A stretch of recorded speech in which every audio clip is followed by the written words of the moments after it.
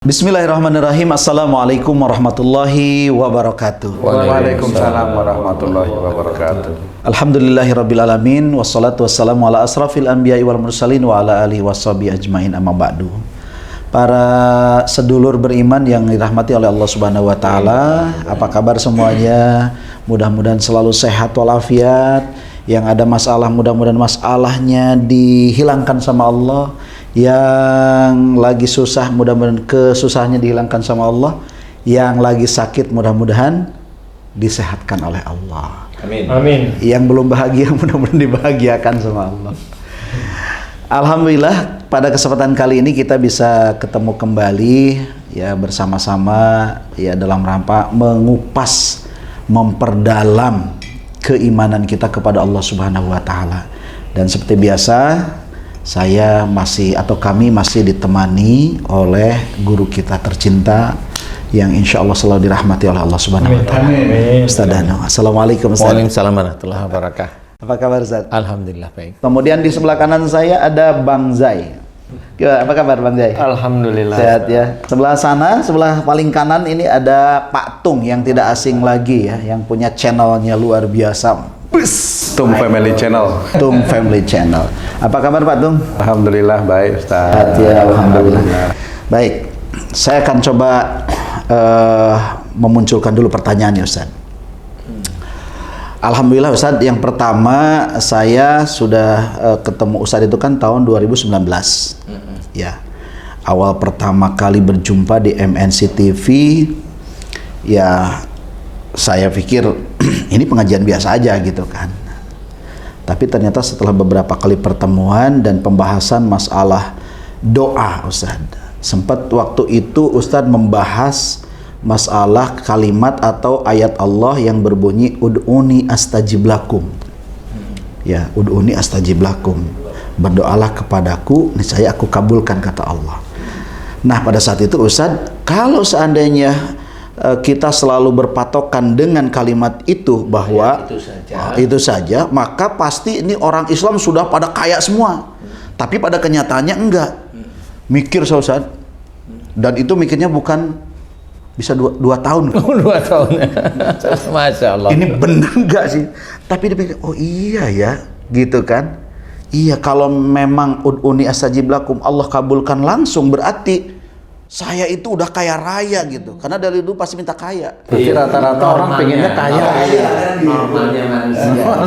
Tapi kok ya begitu aja gitu. Berarti kan ada yang salah.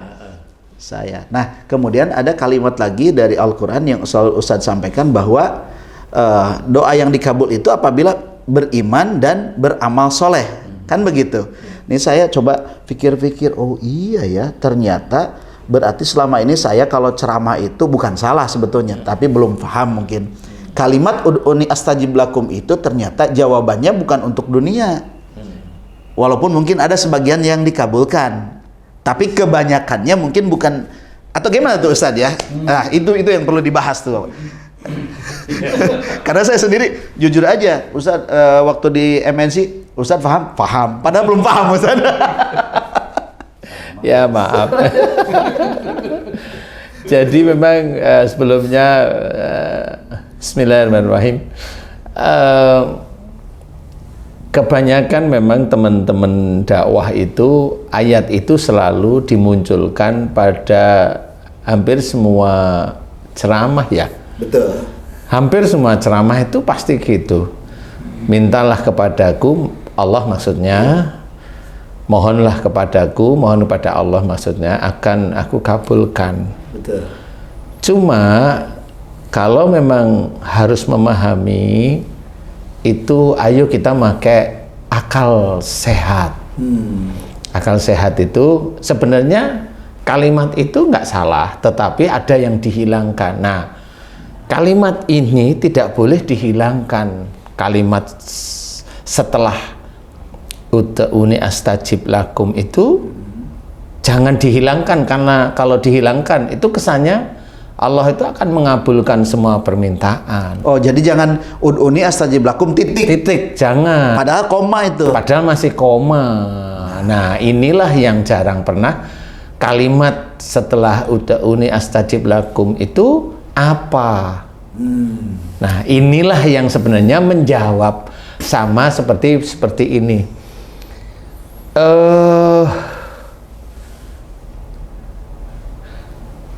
Belanja dengan uang 1 juta akan mendapat gratis belanja lagi voucher 500.000, tapi dengan syarat yang harus dipenuhi, kan gitu nih. 1 juta itu Dari 1 juta belanja, dia bisa dapat 500.000 belanja lagi gratis, tapi dengan syarat yang dipenuhi. Nah, syaratnya inilah yang jarang diceritakan di dalam ayat yang sebenarnya sangat lazim dibacakan oleh teman-teman dakwah. Populer, Ustaz. Populer lah ya, betul. Jadi sebenarnya yang harus kita ketahui kan gitu. Salah satu firman Allah Ta'ala tadi, ud'uni astajib lakum. Kalimat belakangnya iyalah. Nah, ini loh. Ini penting. Innal ladzina yastakbiruna an ibadah sayadkhuluna jahannama dakhirin. Nah, ini syarat yang berlaku dari kalau kamu mau dikabulkan oleh Allah Ta'ala doamu. Syarat itu dari kalimat awal, minta mohon kepadaku akan aku kabulkan. Syarat ini wajib diketahui. Nah, kebanyakan nggak ada yang ya tahu, tapi nggak pernah ada yang diucapkan berbarengan, sehingga orang Muslim kebanyakan di dunia ini kalau dia mohon atau berdoa pasti dikabulkan. Bukan begitu, karena syaratnya yang berlaku ini nggak pernah dijelaskan. Nah, syaratnya ini apa? Nih, saya akan mencoba menceritakan. Mohonlah kepadaku akan aku kabulkan. Ud'uni astajib lakum. Innal ladzina yastakbiruna an ibadah sayadkhuluna jahannama dakhirin. Artinya adalah sesungguhnya kamu sombong dalam menyembah kepadaku Allah. Hadis seseorang yang sombong dalam menyembah kepada Allah, berarti orang yang sombong dalam menyembah kepada Allah, berarti orang yang menyembah pada Allah Ta'ala ini jelas Muslim, bukan orang kafir. Ya jelas ya, ini Muslim. Sesungguhnya jika engkau sombong dalam menyembah kepada Allah, kepadaku, pada Allah, maka akan kami masukkan ke dalam neraka dalam keadaan hina. Itu catatannya itu. Jadi kalau seorang Muslim, ini belum menyentuh ke doa dulu ya. Kalau seorang Muslim, dia itu sombong di dalam ibadahnya. Dia umpamanya baca Qur'annya bagus, sombong, ujub, riak, sombong, ujub, riak, sombong. Dia senantiasa berjamaah. Berjamaah itu boleh dan bisa kita katakan wajib kita itu berjamaah. Sudah benar, tetapi kebenaran itu menjadikan dia sombong kepada yang lain, yang mengejek saudaranya, tidak mau berjamaah, diejek, di ini. Nah, di titik-titik inilah dia sombong, merasa dekat kepada Allah Ta'ala. Sudah merasa soleh. Dia sudah merasa soleh di situ. Makanya di sini adalah sombong dalam menyembah kepada Allah. Berarti dia menjalankan ibadah-ibadah sehari-hari. Ada kesombongan. Makanya dalam hadis ceritakan kalau seseorang melakukan amal soleh tapi dia sombong, maka seperti api yang membakar kayu, habis istilahnya. Nah, itu sama. Jadi hadis tersebut itu menguatkan dari ayat-ayat yang seperti tadi.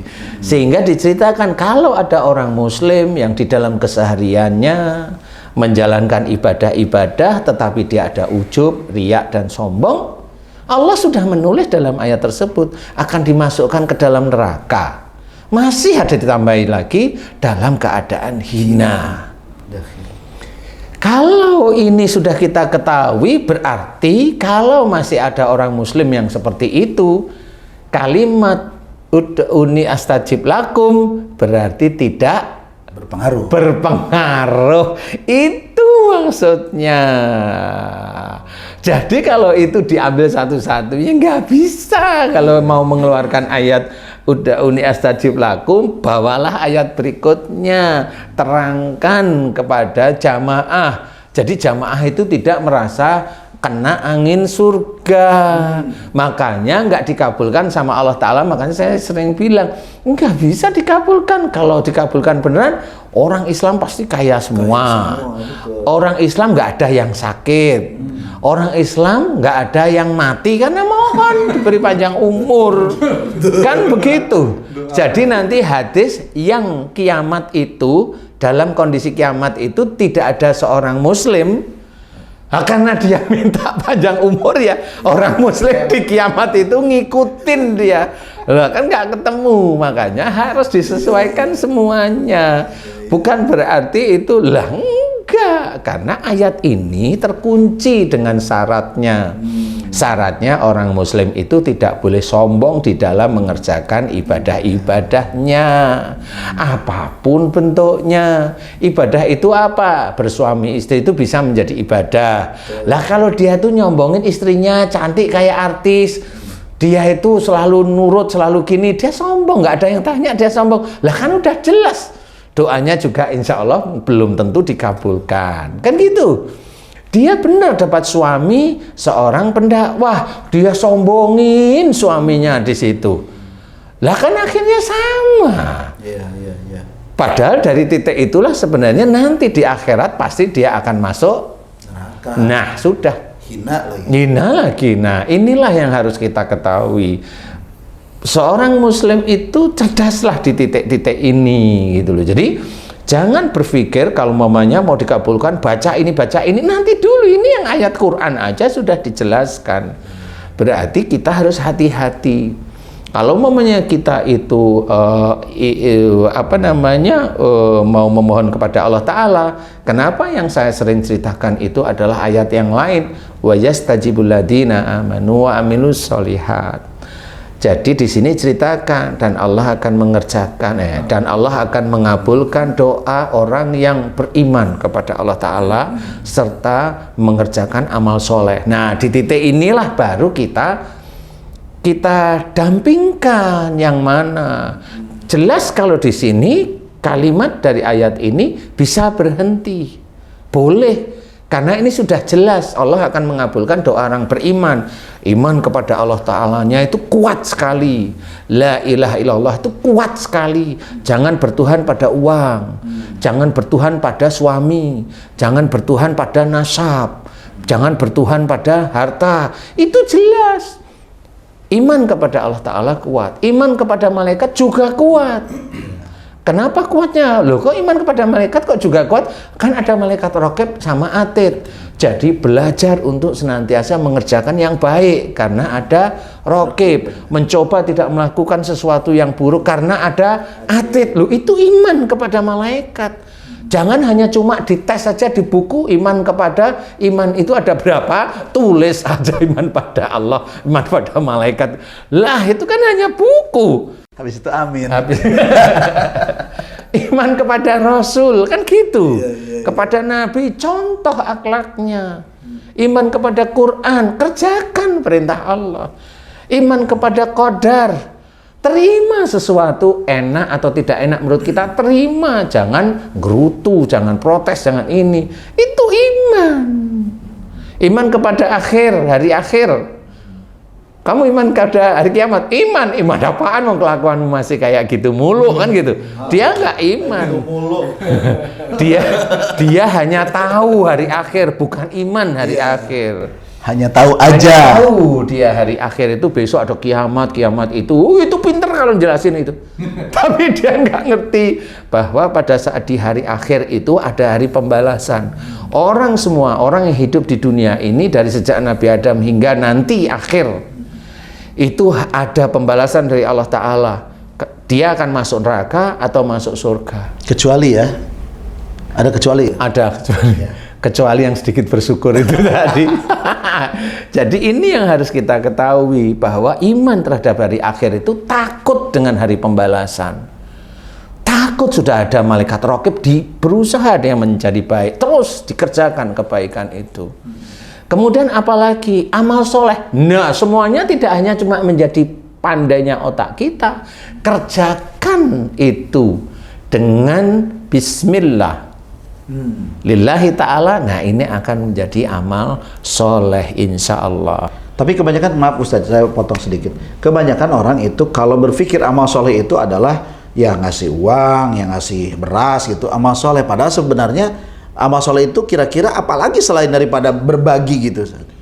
Amal soleh itu mulut kita mau ngomong kasar, kita rem kalau itu kasar, kemudian kita istighfar nggak jadi, itu amal soleh. Amal soleh ya. Oke. Itu salah satu yang ringan tapi sulit. Mau bohong ngerem itu amal soleh. Iya, bohong ngerem itu amal soleh, bener. Iya. Mau nyuri jadi, nggak jadi. Mau tanda tangan. Hates nanti, nah itu amal soleh. Amal soleh. Amal solehnya itu dapatnya apa nanti? Mutasi kerjaan. Atau di-cut. Atau di-cut seperti itu. Dan itu bisa menjadi amal soleh memang di akhirat, tetapi di dunia dia tidak merasakan yang nyaman. Dia bisa merasakan tidak nyaman. Tapi itu juga runutannya dari bertahun-tahun, bukan baru sekali itu dia ngerjain amal soleh, puluhan tahun dia amal salah mulu. Kontinuitas itu tetap berlaku. Kontinuitas atau istiqomah itu tetap berlaku. Berarti kalimat ud'uni astajib lakum itu hanya berlaku kepada orang yang beriman, yang meminta ampun, kan begitu? Iya, sering jelas itu. Ya, kalau melakukan sesuatu dia tidak ujub, tidak riak, tidak sombong, itu di titik itu harus dia kerjakan. Harus dikerjakan apapun bentuknya. Jadi tahu. Serius ini Ustaz.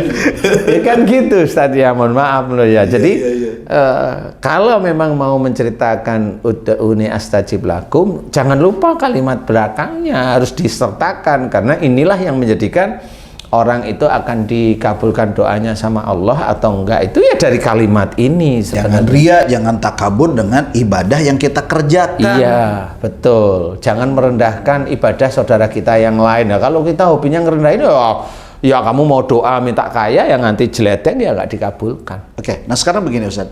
Ini kan misalnya orang sudah tidak sombong, karena sudah dapat pencerahan dari Ustaz nih. Tidak sombong gitu, pokoknya jadi orang baik. Dia berdoa sama Allah, tapi ternyata belum dikabulkan juga. Ini kenapa Ustaz? Nanti saya tak tanya sama Allah dah. Ya nggak tahu lah Ustaz, gitu ditanyain. Ya, Ustaz ini. Iya, sebenarnya kalau ini ringan-ringan kita jawab itu gini ya. Memang yang harus kita ketahui adalah iman kita, amal soleh kita itu harus kita kerjakan sejak dini. Jadi nggak bisa saat ini tahu kemudian kita belajar sebulan sampai 1 tahun terus saya kayaknya udah nggak sombong, kan nggak bisa ngomong begitu ya. Lah nggak taunya nggak sombongnya boleh lah kalau betul ya. Yang lainnya dikasih kerjain. Nggak sombongnya memang betul 1 tahun, tapi yang sombong sekian puluh tahun itu nggak pernah dimohonkan ampunan. Loh kan masih ada itu. Harusnya dia selesaikan dengan mohon ampun kepada Allah Ta'ala, tobat kepada Allah Ta'ala, terus mohon ampun. Sama seperti gini Ustaz, dosa dan ampunan Allah itu sebenarnya hampir mirip. Jadi kalau Ustadz dari rumah menuju klinik ini, itu kira-kira berapa jam? Kira-kira aja. 1 jam lah. 1 jam lah ya. Nah, Ustadz untuk kembali ke rumah kan kira-kira ya sekitar 1 jam juga. Nah, kalau kita itu mau berpikir seperti itu, itulah berpikir yang real. Jadi berapa tahun kita itu melakukan dosa, ya kita harus mohonnya ampun kepada Allah Ta'ala ya kurang lebih hampir sama.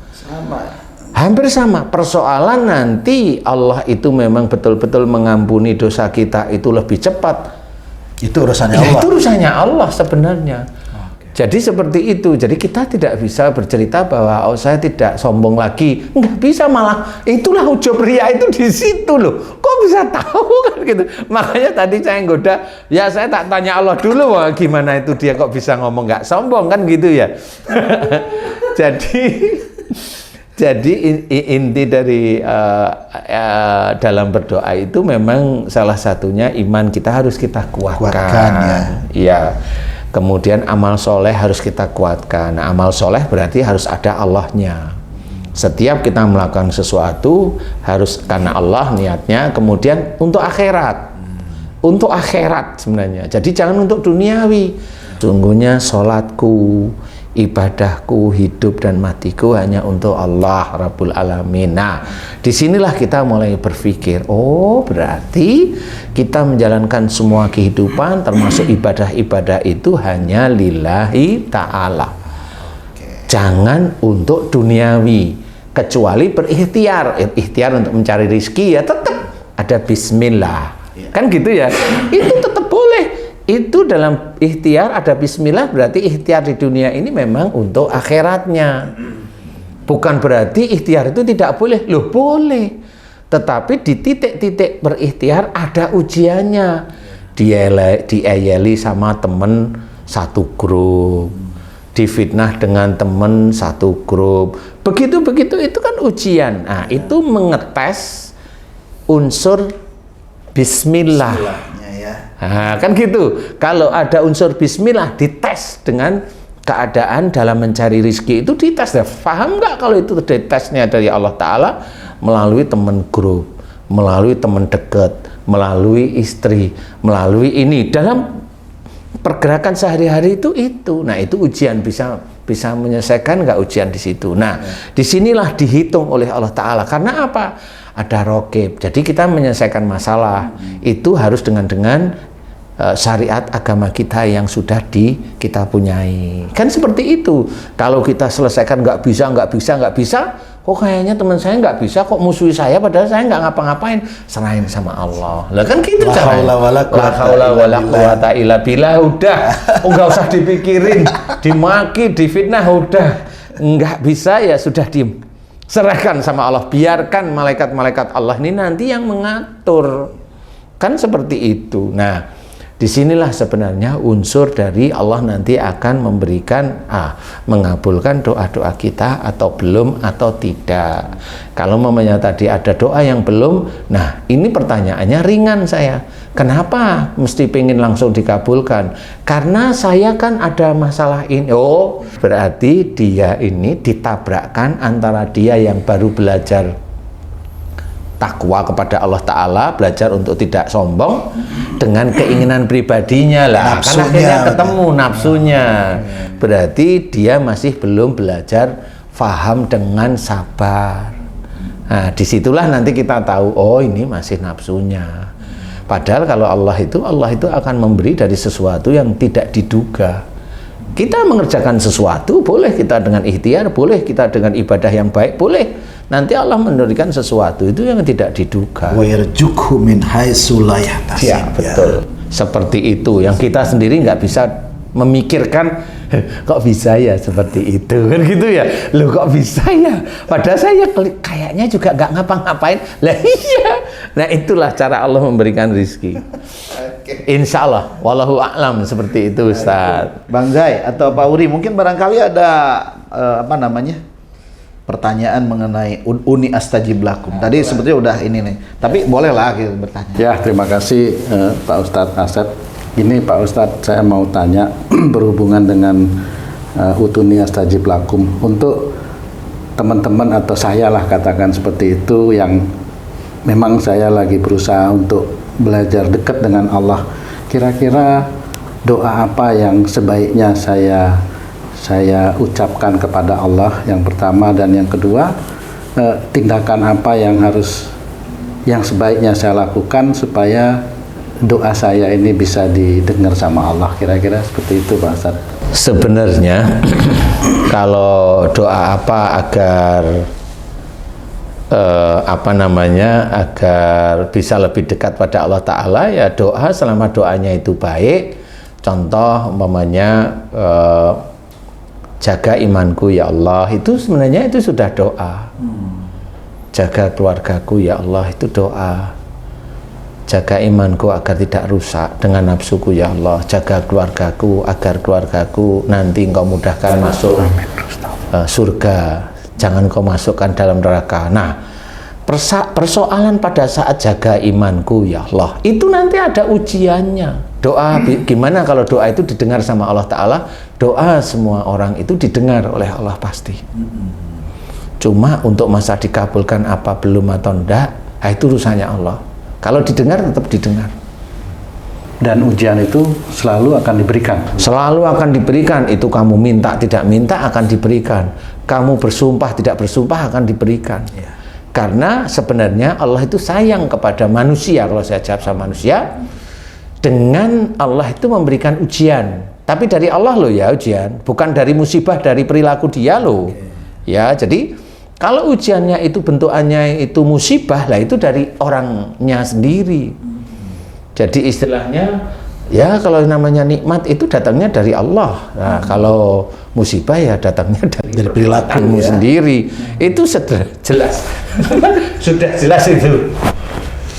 Ma sabaka min hasanatin famin Allah wa ma sabaka min sayyiatin famin nafsik. Nah, harus dijelaskan. Jadi semua nikmat yang kita terima itu dari Allah. Semua musibah yang kita terima itu dari tangan kita sendiri. Jangan kita bilang nikmat dari Allah, musibah itu juga dari Allah. Lah itu salah itu. Salah itu tetap salah karena dia sudah salah. Kalau umpamanya ada orang yang salah seperti itu ya khilaf aja. Siapa tahu dia lagi euforia aja di depan TV jadi salah. Betul sih. Ya, Bang Jai, gimana Bang Jai? Ada pertanyaan? Kayaknya dari tadi nunggu waktu ini bertanya. Ya Ustadz, tadi penjelasan Ustadz, jika ingin dikabulkan doa-doa kita ada syaratnya. Syaratnya. Amal soleh dan iman, atau iman dan amal soleh. Dan minta ampun tadi kan, bertaubat. Ya, bertaubat juga. Ada satu lagi yang sombong. Sekarang pertanyaannya adalah, bagaimanakah seseorang nih yang hidupnya bergelimpangan dengan dosa nih, kemudian ingin kembali ke jalan yang lurus, bertobat, kemudian dia berdoa, apakah doanya ini nggak diterima gitu loh, atau menunggu sampai Habis. Logikanya dia berapa tahun dia berbuat dosa baru dikabulkan gitu. Itu logikanya seperti itu. Gimana Ustadz? Banyak hal yang sering saya alami dengan orang-orang yang seperti Haji J tadi itu ceritakan. Memang kita tidak tahu orang yang bergelimang harta, bagaimana bergelimang harta tapi dia banyak salah dan dosa, kemudian dia ingin taubat. Ya, saya pernah mengalami hal tersebut dengan salah satu orang yang sebenarnya cukup dekat dengan saya. Dia hartanya cukup banyak. Dia memang belum mengerjakan sesuatu itu dengan mengerjakan ibadah itu dengan baik dan benar. Ya, syariat itu belum maksimum. Dan dia punya niat yang kuat untuk menjadi orang baik. Tapi niatnya itu hanya sekedar niat. Kan pengen itu kan kuat ya niat, tapi kayak saya amat itu beberapa bulan tahun itu nggak pernah dikerjakan. Jadi pengen jadi orang baik. Suatu ketika bertanyalah dia pada saudara saya. Dia bertanya beneran nih pada saudara saya. Saudara saya bilang, Mas itu mau ketemu sama jenengan, mau ngobrol. Kapan? Kalau bisa Ramadan besok. Oh iya nggak apa-apa, saya pas ada di rumah Ramadan. Oh iya, itu sebelum bulan Ramadan gitu. Oke, ya sudah, nanti saya berpikir mau ketemu ya. Oke. Tapi saya ngomong sama saudara saya itu kan kenal dia ya. Yang saya takutkan itu gini loh. Kalau dia niatnya itu hanya niat menjadi orang baik, kemudian dia itu tiba-tiba pingin ketemu sama saya tuh berpikir begini, kalau dia hanya niat menjadi orang baik tapi dia tidak mau menjalankan dan dia hanya ingin ketemu sama saya, yang saya takutkan itu satu, bisa aja nggak kesampaian. Bisa aja nggak kesampaian karena saya kenal beliau. Nggak kesampaian gimana? Saya nggak bisa cerita, bisa aja nggak kesampaian ketemu dengan saya. Maksudnya lebih dulu meninggal gitu. Walau alam ya, waktu itu ditanyain saya memang nggak mau cerita. Bisa aja seperti, tapi ya monggo, secara prinsip saya nggak masalah. Orang terkenal lah istilahnya. Nah, yang betul setelah puasa udah perjalanan puasa itu,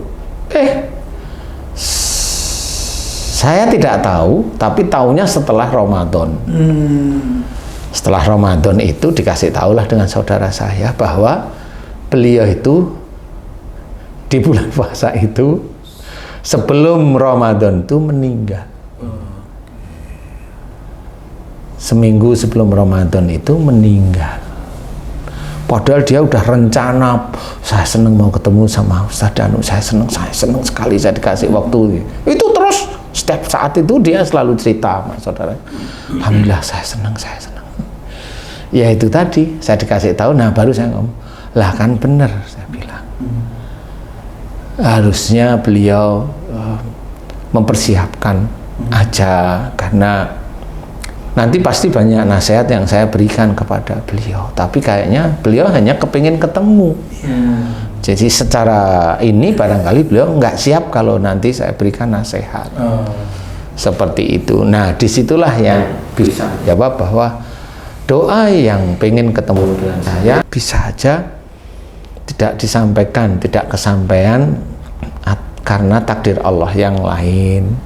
Seperti itu. Jadi kalau mamanya ada orang yang tadi Haji C ceritakan seperti itu, ya bisa aja doanya bisa dikabulkan. Atau Allah itu punya gambaran, orang itu bergelimang harta tapi dia tidak mengerjakan syariat Islam. Orang itu menjadi ujian bagi orang-orang yang beriman, yang dia itu mencoba dekat dengan Allah tapi hartanya itu pas-pasan atau kurang.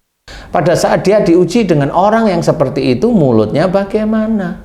Sering jelek-jelekin enggak, harta banyak tapi enggak mau sholat lah, inilah, akhirnya kan jadi gibah. Itu yang menguji bagi orang-orang yang beriman yang lain. Jadi jangan kita itu menilai seseorang itu dari hartanya, dia enggak sholat, kemudian kita itu melepaskan kalimat-kalimat yang buruk. Tidak boleh, karena itu juga menguji kita sebenarnya. Jadi jangan merasa kita itu kalau sudah Islam, sudah sholat, sudah baca Quran, sudah berjamaah, udah yang paling masuk surga sendiri. Lah ya jangan seperti itu. Kan ya gitu. Jadi nggak boleh. Kita itu melihat orang senantiasa selalu baik harusnya. Ya kalau mamanya kira-kira dikabulkan ya nggak tahu saya. Karena itu hak prerogatif Allah Ta'ala. Jadi kalau dia doanya dengerin pasti. Cuma mau dikabulin apa enggak kan dilihat nih orang ini manfaat apa enggak. Pada saat dia itu memang dia ibadahnya belum, tapi dia itu bersedekah kepada orang banyak. Walaupun sedekahnya itu niatnya dia untuk kaya, biarin aja, itu kan urusan dia dengan Allah Ta'ala. Sedekah untuk kaya nggak akan dinilai oleh Allah Ta'ala. Tetapi sedekahnya kalau dia ke yatim piatu kan tetap bermanfaat secara duniawi kalau saya.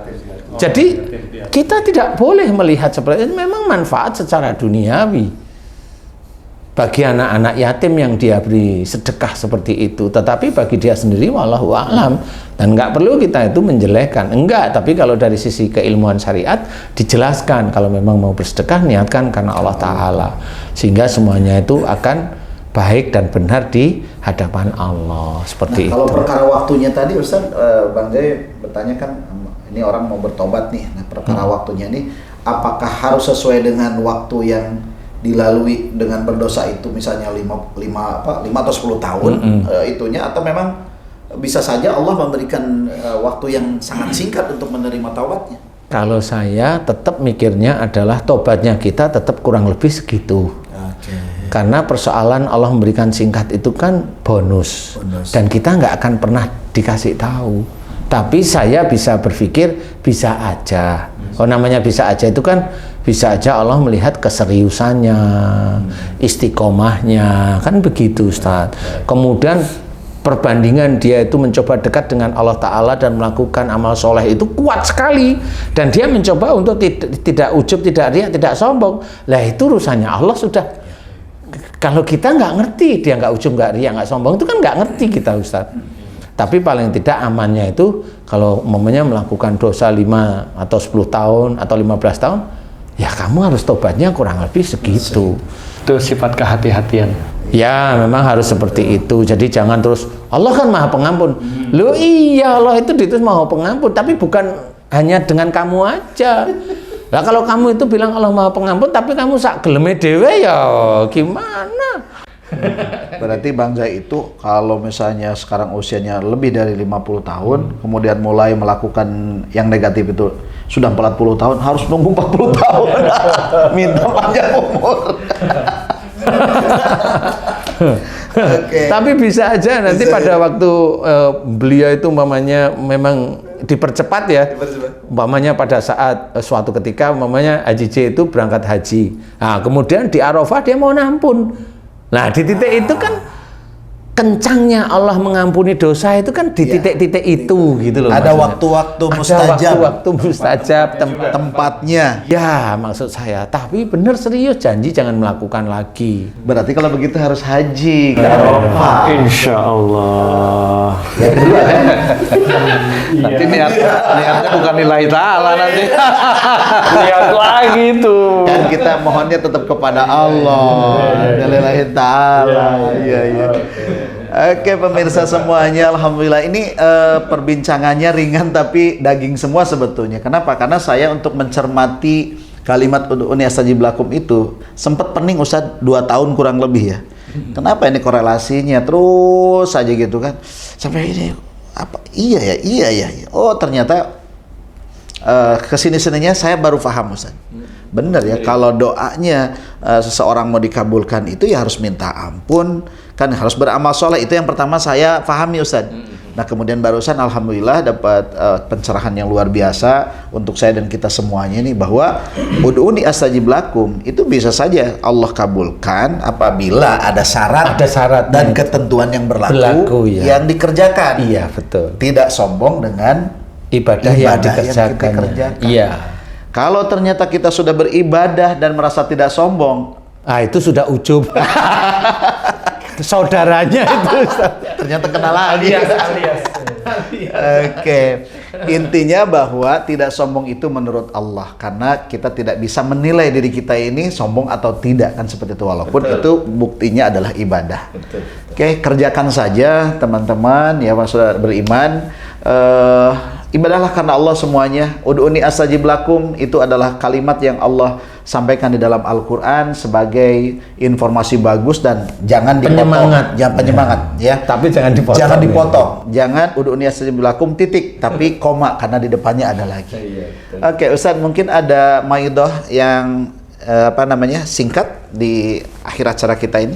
Ya, saya kira cukup untuk teman-teman beriman, sedulur beriman, cukup untuk memahami, karena memang kita harus paham bahwa seorang muslim itu harus cerdas. Jadi bukan berarti banyak yang tidak tahu, ya saya hanya menjelaskan aja. Kalau umpamanya pengen tahu ya dibaca sendiri, ada kok, bisa baca sampai judlek itu ya bisa sebenarnya. Jadi pahami nanti kan tersenyum sendiri ya. Insya Allah hanya seperti itu. Baik, terima kasih Ustadz atas pencerahannya. Terima kasih Bang Jai, Pak Tung, terima kasih. Dan jangan lupa like, subscribe, and share di Ustadz dan Official Channel, kemudian di Tung Family dan di Asep Hidayat Official Channel.